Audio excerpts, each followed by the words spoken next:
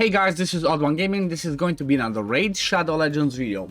Today we're gonna talk about something that's honestly kind of mind-blowing, or at least it was mind-blowing for me.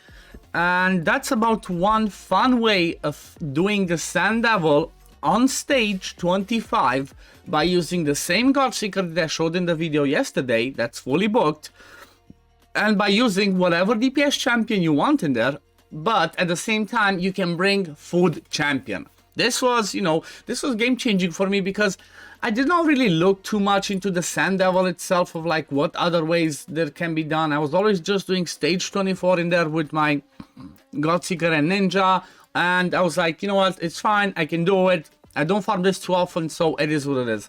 However, after I posted my video yesterday where I showed you guys the video of Godseeker Neri and fren'zi from the Skinwalkers, the new Void Epic that has the HP buffs and HP burn activations, Biohack wrote to me and he basically showed me something that's mind-blowing and game-changing, and I definitely have to give him the proper shout out. Like I said, make sure you go check out his content, guys. Subscribe to his channel, watch his series.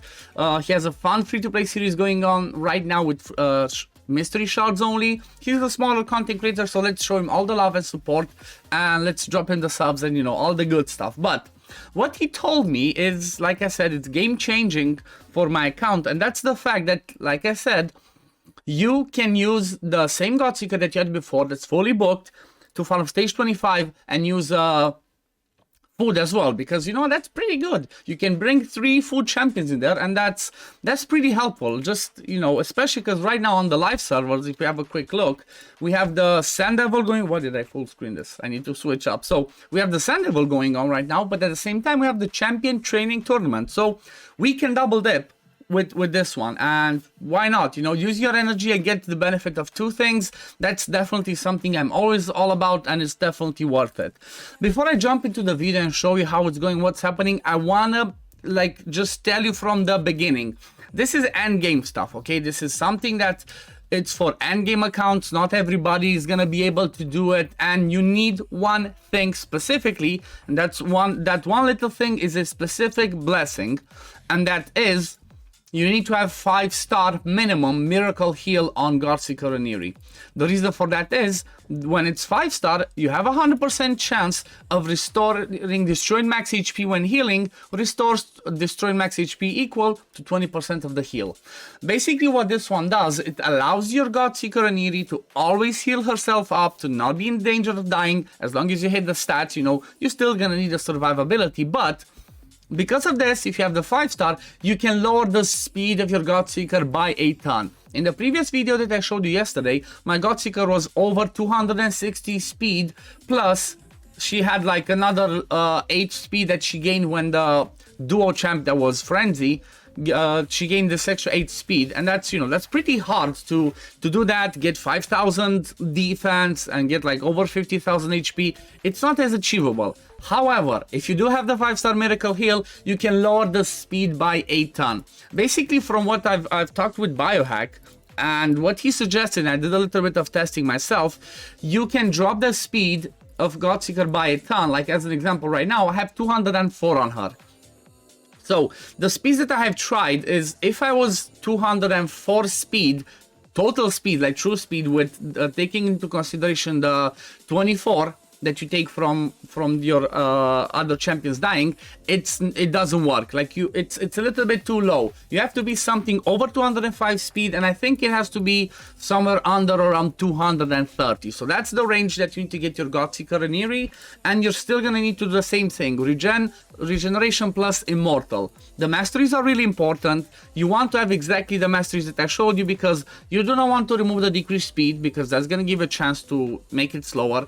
You do not want to take retribution, because she's gonna counterattack, and that's just time wasted. You definitely don't want to do that.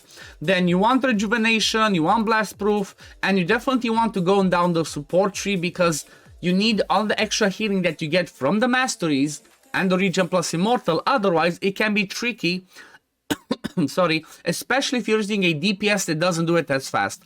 before I started recording, I tried to reset and go down War Master instead of the support tree, and I noticed that her max HP was slowly getting lower and lower and lower towards the end of the fight. And because what I'm gonna show you is I'm gonna use Ninja, that's pretty fast, you know, that does it in 2 minutes or under, and it's no problem. But if you're using somebody else that does it in 5-6 minutes, like I showed fren'zi, then not having the support tree with the healing is gonna be a massive problem.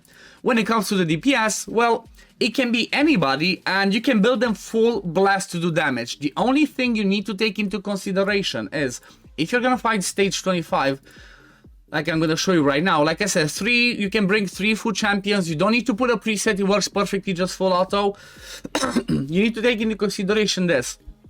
You want your champion to die, not here, but once they do their trick, like over here, you either want them to die on this hit, or if not, you want them to die on the next hit. If they die a little bit later, it might be a problem when it comes to the reviving. Let me just double check, because I might be wrong, but you definitely want your DPS that you bring in there to die, because, well, it speeds up the run even more, because they're not gonna hit the boss while he has that protection, where he takes like 90% less damage. So you can have them die. You can build them full blast damage. Just make sure your DPS champion has around 500 plus accuracy, because you need a lot of accuracy for stage 25, and they need to be somewhere, I think somewhere around 200. Speed is fine, but you know, you can play around with that. 200 shouldn't be that hard to reach, you know, the 200 speed plus 500 accuracy. Just build in full perception if you cannot build damage.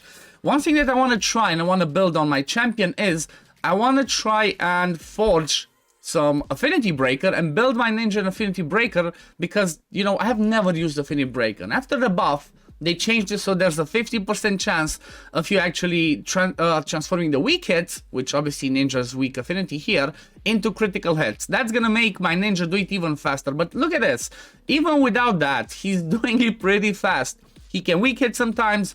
If you had like somebody that has a 5-star awakening on themselves and you can bring them with brimstone, that would be even better, because the boss would not cleanse the brimstone. But not sure you can do that. Like somebody that maybe could work with that would be a chronum, if you do have a chronum. But again, what's the chance of having chronum, of getting those masteries? But as you can see, what I want to show is it's fast, and 2, Godseeker is always full HP. She's always full HP, in the sense of like her max HP always gets back to full because of the healing, because of the regen set. So it works just perfectly as long as you have the 5-star awakening. Like I said, that's mandatory. If you don't have the 5 or 6-star awakening, it's not going to work in the same way, because she's not going to heal enough and she's just going to keep dying. But with it, with the 5-star, look at that, she's always completely healing up her destroyed max HP. Another thing that you want to take for her, because you see she's not full HP when the boss starts getting a go again, you want to take the Shadow Heal Mastery, which makes her heal for an extra 6% every time the boss gets a turn. Watch this, boom, see, 5.3k healing. That's gonna help you make it easier in case you cannot hit the crazy stats that, you know, you require for this. But this is game changing. Like I said, for my account, for an end game account at least, it's game changing, because you know what, I'm gonna do it faster. I'm gonna do it on stage 25. It's gonna be better for CVC, because stage 24 gives only 200 points. Well, stage 25 gives double. So getting better points for clan versus clan, getting the opportunity to level up some food at the same time, and even using ninja in a damage build if I want to. Just need to have the right accuracy on him, and it's just gonna be perfect. I'm really happy that Biohack reached out to me. Shout out to him again. Don't forget to go and subscribe to his channel, check his content out. I'm gonna have his channel in the description and the pinned comment. I'm gonna have the video that he made explaining the miracle heal as well down there, so definitely go check it out. I always like to give credit where credit is due.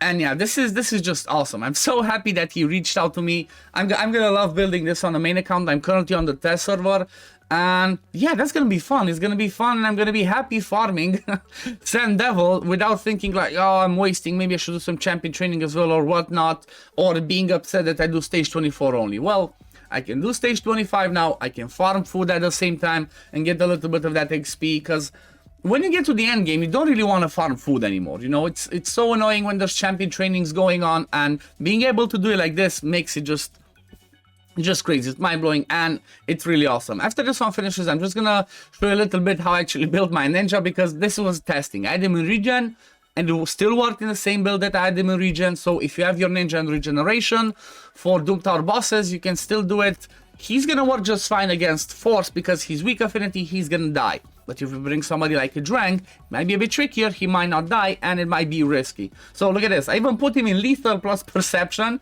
Again, 195 speed, nothing too crazy, good accuracy, and I try to pump out some damage. But like I said, I'm gonna try and do this with Ninja and switch him in Affinity Breaker. Masteries for Ninja, you can even give War Master now to your Ninja because, or whoever you bring as a DPS, because it does not matter that you do the extra ticks, as you only go once before the boss goes again. So you only go once with Godseeker that does the revive, the DPS does the damage move, and then the boss gets another turn and you get hit, so it's not like you're gonna wake him up earlier, because Godseeker goes after the first sleep expires. So yeah, this is just crazy. This is, I'm loving this. Again, don't write to me in the comments like, oh, this is not free-to-play friendly. I'd never said that. It's endgame content. Because you know what? At the end of the day, I always tell people, do not farm Sand Devil or Shogun, because you should not. You should not farm these dungeons unless you already got Lydia, unless you can already one-kill Nightmare, unless you can already beat all rotations of the hard Doom Tower, unless you're already starting to push Hydra. Only then should you start focusing these dungeons. They are end game content. Please keep that in mind. But anyway, this is gonna be it for the video today, guys. I'm really happy, like I said, that I was able to share this with you. I know there's a different variation that Saphira has with a Godseeker that's not fully booked, that you need to book her skills to 5 turns, but that's, you know, that's a little bit trickier and harder to achieve. I know there's other teams that use Riho Bone Spear and some specific other champions that maybe can do it faster, but the thing that, like I said, makes me really happy is that I can still duo it with only 2 champions, don't have to build a full team for this, and I can also farm XP for some full champions at the same time. But yeah, this is gonna be it for the video today, guys. As always, if you do enjoy my content, don't forget to like this video, subscribe to the channel to see when I upload next, and I'm gonna see you on the next one. Peace, love, take care, everyone. Bye, guys.